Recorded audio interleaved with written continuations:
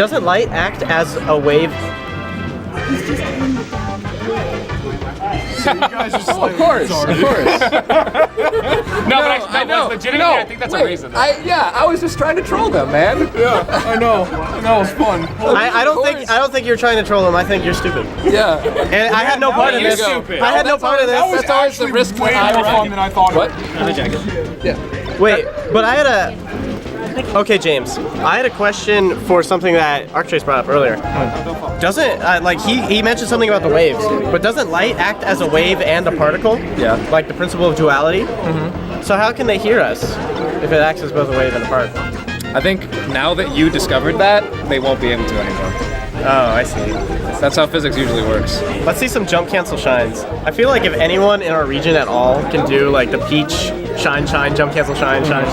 Wait, do you have to jump cancel? Is that what Ice was doing? Was he jump canceling? Yes. See, the thing is, you can't crouch on a dash. Therefore, you can't shine at it. Yeah, I got that. I didn't know you to- had to against Peach. But the thing is, you have to keep on going normally when you're wave shining. Okay, either you wave dash or you dash until you're in run to shine, right? Yeah. So when you're shining Peach forward, you're wave dashing over and over again. When you want to get to the other side of her, Oh, to get to the other side. to get to the other side of her, you can't wave dash all that length. Right. And if you dash, you makes sense. don't have it.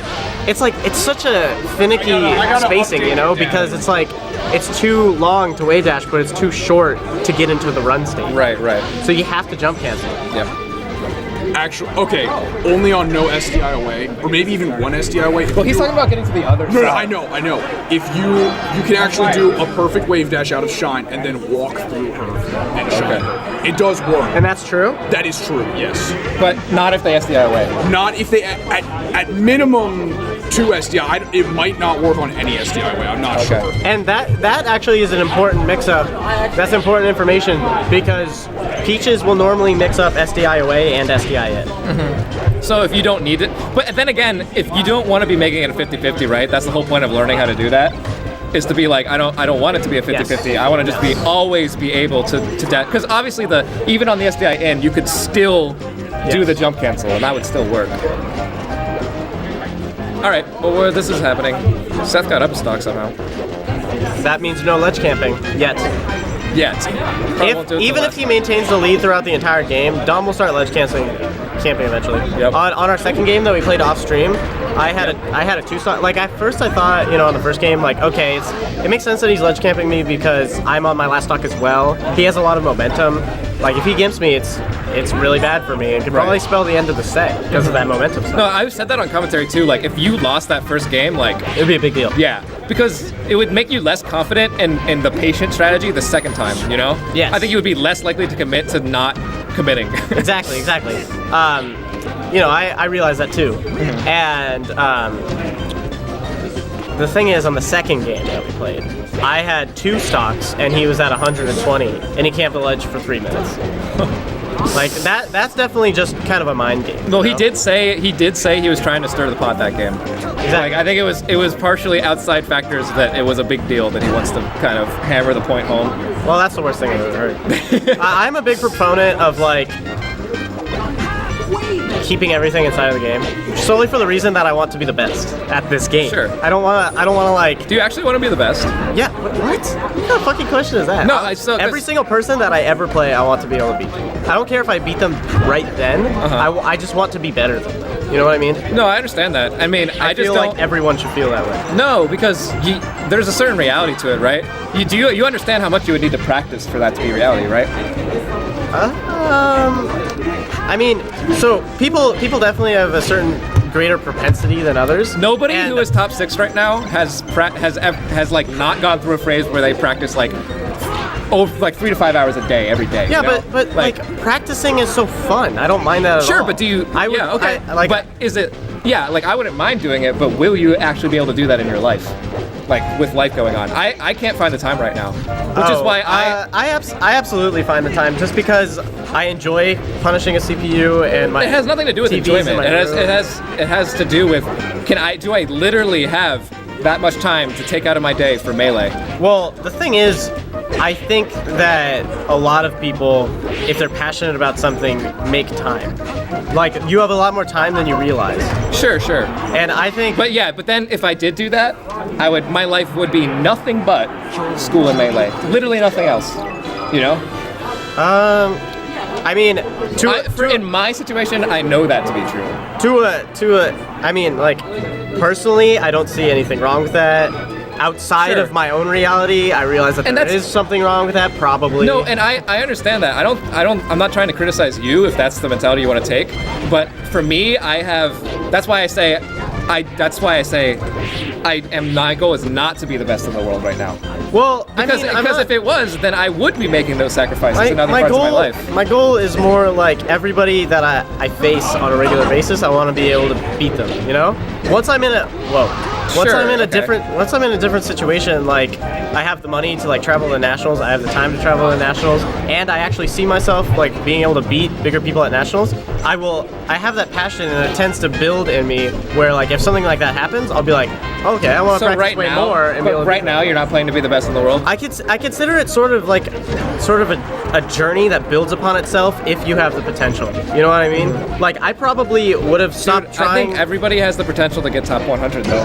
Oh, well, yeah. No, top so that's what 100 I'm isn't saying. even that hard that's because what I'm everyone saying. sucks But like at this people game. don't have, right. So, but to say like, yeah, you probably have to have some amount of potential to get top 6 right now. Yeah, I do believe that you need like an enormous amount of work ethic to be able to get. And I think that trumps everything else. Yeah, it trumps potential for sure. Yeah. And I wouldn't even confidently say that you need to have potential to be top 6. Yeah. I would like hesitantly say that. But the thing is, I think that if you have very, very little potential, you're probably not even going to want to get into the game. Like Maybe. if you're staying at like the bottom of your locals for so long, there's only so long that you like just continue. Yeah, but there are trying your counterexamples, hardest, man. I'm sure you can think of some. We know that there are counterexamples. I can think of some. But they aren't like actively voicing a drive to be the best in the world. Right. Like they steadily become a little more comfortable with it. Well, okay, well that's what right now, if you were to ask me what my long-term goal in Melee is right now, it would be to be a ranked player, like a top 100 player. And I know that that's because I know that right now I am not willing to set aside the time to be a top player. Well, let me clarify something. My goal is not currently to be the best in the world. My goal is to continue improving, and every person that I face against be able to be better than them. Like if I face a new opponent and lose to them that day, I want to learn how to be better than them. Okay, fine. You know what I mean? That's, to me, that's more of a process than a goal. It is a process. I mean, it's not just like. I mean, okay, well, yes, but there's a goal aspect to it because. So then your goal would be better than everybody in your region. That's like the goal that immediately follows from that, right? Yeah. Okay. Yeah. Which I am. See, and my goal is different than that. My goal is not to be the best in Penn State. My goal is a trajectory to a place beyond that, right? I mean, so I think that affects the way I look at. If I were to consistently beat everyone in this region, I would still continue trying to be better for the sake of... No, but see, here's the difference between that mindset and my mindset, is that I don't care about... If I'm just concerned about being the best in this region, I would spend time studying specifically how to beat you, specifically how to beat TRL, specifically how to beat... And, like, focus less on a goal beyond that. And I would be less willing to, like, help you guys get better, right? Well, that cycles back to how I said I want to keep everything within the game, because it's like I don't want to like. Obviously, while I'm playing the game, I want to notice what they're doing and be able to call out their habits. Mm-hmm. But yeah, I don't want to just like study certain people and be able to beat them because I have so much exposure to them. Right. I want to be able to beat their character and their style. And I think, but for me, the fact that my goal is higher than how good TRL is right now. Is immediately follows that it immediately benefits me if all of you guys are better than you are right now, because that helps me get to that point beyond that, right? Let's take a step back here, because what we're trying to communicate to each other is much more simple than we're making it. Okay, what are we actually trying to communicate to each other? Like our goal is to just get better, right? Like, yeah, I think it helps to have something more concrete though. There's a world where I switched. I think it helps you direct your practice a bit. Wait, so how does saying like I want to be a top 100 player direct your practice better? The things I was just mentioning, that because none of us are there yet, I don't want to focus on winning weeklies, you know? Well, I don't focus on winning weeklies. I focus on playing my best and emphasizing that I've gotten better. You know, like doing things that I struggled with before. Like I started against Dom on Fountain of Dreams because I'm not good against Marth on Fountain of Dreams, but it's a good starter. I want to get better at it, right? Sure. So in that, my goal was also not to win the weekly. It was to be able to get better, so I can beat people beyond that. Yeah, that's my mindset. We're on the same page there. Sure. Like I don't think that you know, I think that the biggest what matters the most is if someone has a drive to get better and if they're passionate enough to actually act on that drive. Because, you know, there are a lot of people who say they have a drive, you know, had Sleepy And then K's they amazing fucking video, like they have the drive to get better but they never actually get better and then they just bitch about it, you know.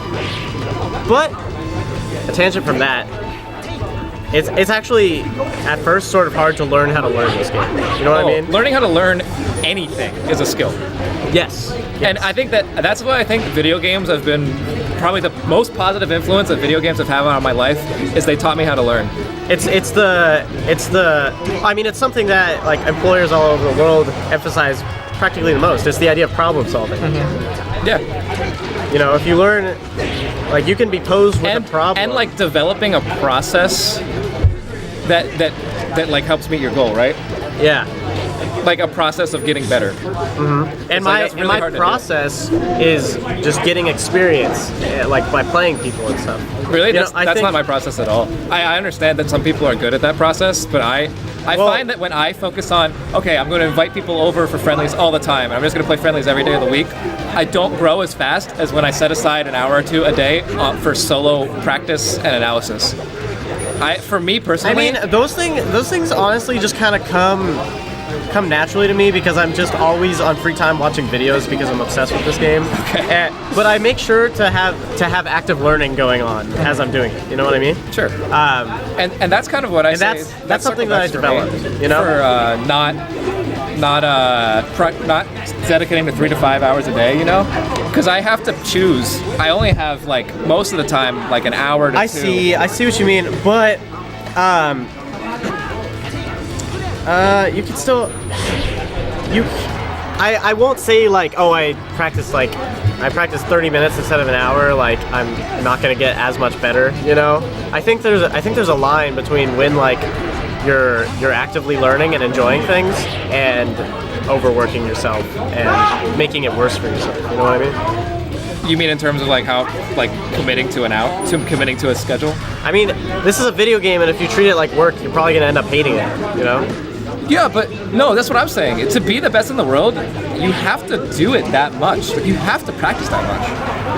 You know, you have to think about the game that much. Yeah. And ideally, if it's your passion, it wouldn't feel like work, right? Exactly. But you need to put in the hours that somebody would if it was their job, you know? Yeah, but I'm saying and that it's actually less. It's actually less than that, right? 3 to 5 hours a day is not a job. Do you see how he missed that up air? Like, he got first hit only. I haven't watched this game at all, so no. But go ahead. So Dom was like, the up air was kind of weird. He DI'd away and didn't go up very high, and so Chip goes for the up air. The first hit only hits because he up airs like the very top of his hitbox, and the very top of his hurtbox, and Chip fast falls immediately after the first hit up air and just up smashes him. Wow. Okay. That's pretty cool. And it's funny because the nature of the character. Wow, that was game 3. That was game 3. We were down for a game. Yeah, it's funny.